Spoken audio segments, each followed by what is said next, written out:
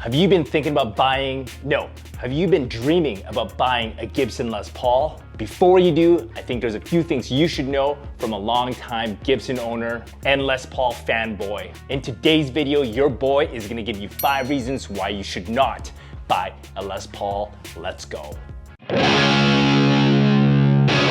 Reason number 1, they're fucking expensive.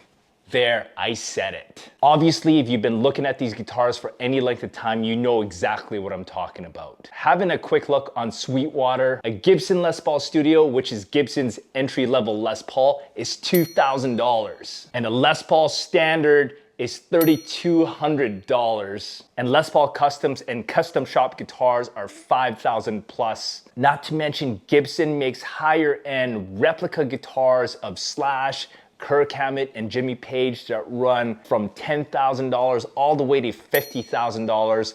I have a video on Jimmy Page's EDS 1275 right here. Now, I've been a working musician, AKA a broke musician, most of my musical career. I know the pain of wanting a guitar that's out of our reach financially. Now, if you're really wanting the Les Paul look and the Les Paul sound, there's definitely cheaper options such as the Epiphone. I have a video shooting up my Les Paul Standard with an Epiphone Standard right here. Epiphone Les Pauls are a great choice to get that sound, but there's an upside to buying a Gibson Les Paul should you choose to spend the $2,000 plus.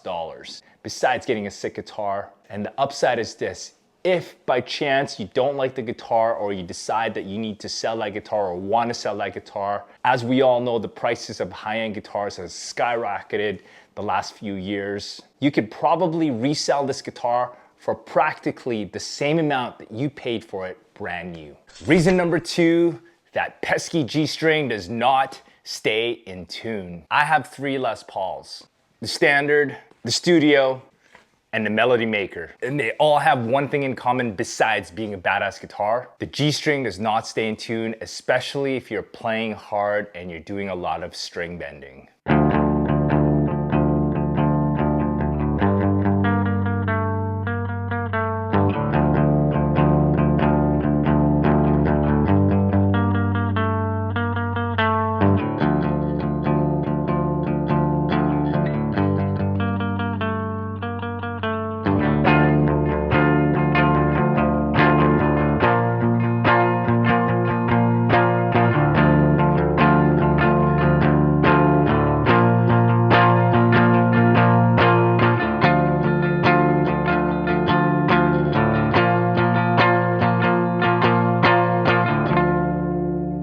Obviously, there's many reasons why this could be happening, like the strings are too tight or too loose to the nut, or your guitar is just not set up properly. If that's the case, take it to your local guitar shop, have a pro work at it. These are easy fixes. But the most common reason why the G string on a Gibson Les Paul does not stay in tune is because of this break angle from the nut to the tuning peg. I love the shape of the headstock, and I love the 3 tuning pegs at the top, 3 tuning pegs at the bottom.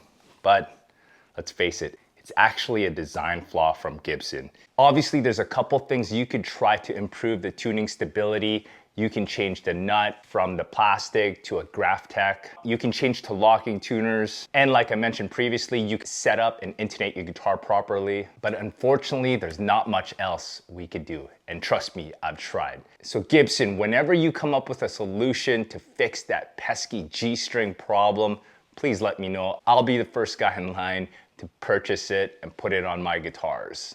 And no, the robot tuners are not the solution. Reason number 3, Les Pauls are very susceptible to headstock breaks. Ever notice that we rarely hear about a Fender headstock break? And no, I'm not talking about smashing your guitar after a 6 set at the club. I'm talking about an accidental headstock break. We just never hear about them from Fender. Now, I have personally suffered a devastating headstock break on my Les Paul Studio, and it was crushing and devastating at the time. I had my Les Paul on a guitar stand with the patch cord plugged into it. Someone walked by and tripped on that patch cord, and the guitar did a face plant. And I didn't think anything of it at the time. This guitar is my workhorse guitar, and I definitely do not baby it. But on this particular day when I picked it up and I looked at the headstock, I had the dreaded headstock break. Luckily for me, most of it was still intact and I was able to take it to a local guitar shop here in Vancouver and they repaired it flawlessly. And since that repair, I've not had any issues with it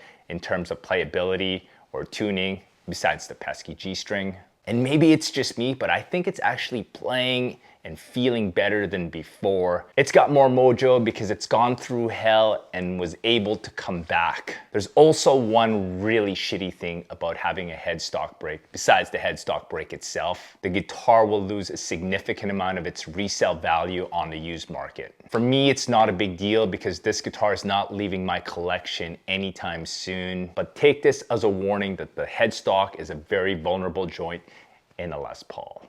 Reason number 4, Les Pauls are not very customizable. And I know what you're gonna write in the comment, Bob 1982 with no profile picture, but AJ, you don't get a Les Paul to modify it. And yes, that is true for the most part because when you buy a Les Paul, you're buying a Les Paul. But what I'm saying is unlike other brands, Gibsons are harder to modify.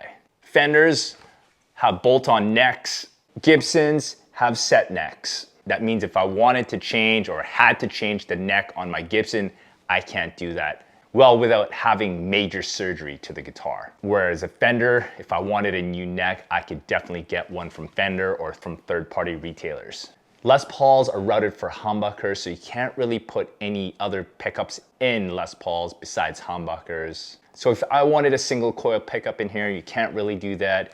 And yes, you can do the split coil, which I've done to this guitar, but it doesn't really give you a single coil sound. It still sounds like a Les Paul, but a little quieter and a little thinner. This Strat, on the other hand, is awesome. It came with the 3 single coil pickups, but inside the body cavity, it was routed for a humbucker. So I was able to get a new pick guard and was able to drop the Seymour Duncan humbucker in the bridge, making it a fat Strat and making it a more versatile guitar. But I'm not saying that you can't mod a Les Paul, I'm just saying you have less options. I've actually modded this Les Paul. I put a new wiring harness in it. I added a push-pull so I can split the humbuckers into single coil, and I put the Jimmy Page treble bleed circuit mod where you can roll off the volume and not lose any of the top end. And with this Les Paul Studio, I replaced the original pickups and I added these Slash Alnico 2 Pro pickups in here. This guitar sounds badass. So there's definitely mods you can do to a Les Paul. And reason number 5, the weight and the body shape of a Les Paul. Generally speaking, Les Pauls are heavy guitars. This Les Paul Standard came in at 9.6 pounds. This Les Paul Studio came in at 9.7 pounds. This Strat was 8.6 pounds. This Jazzmaster was 8.7 pounds. And this Tele was 8.9 pounds. Now I know what you're thinking, AJ, that's a difference of 1 to half a pound. And believe me, in a 2-hour set, you will feel every ounce of that pound. I personally like the weight and don't mind them at all. I actually like having a beefy guitar in my hands. So if you do have any low back or left shoulder problems, this guitar might not be the right fit for you when you're playing live. And the last point I want to make is the body shape. Les Pauls are basically one big chunk of wood. Whereas Strats are also a solid slab of wood, but they have contour cuts on them. Specifically, the belly contour in the back and the forearm contour in the front, which makes the Strat a little bit more comfortable to play live and more ergonomic to your body. Keep that in mind when you're choosing the Les Paul. Now, as I mentioned earlier, I'm a Gibson fan and a Les Paul fanboy. I love these guitars. But I wanted to make this video for you if you're thinking about buying a Les Paul, to give you a heads up on the flaws of this guitar. In my opinion, I think these guitars look super sexy, they play great, and they sound amazing. Are they perfect? No, they're not. But if you can look past the 5 things we talked about in this video, then I think getting a Gibson Les Paul is a no-brainer, and I recommend it to everybody. If you made it to the end of the video, I appreciate you so much. Please consider liking and subscribing. Hit that bell for notifications. I will see you guys in the next video. Pick up that Les Paul and let's go.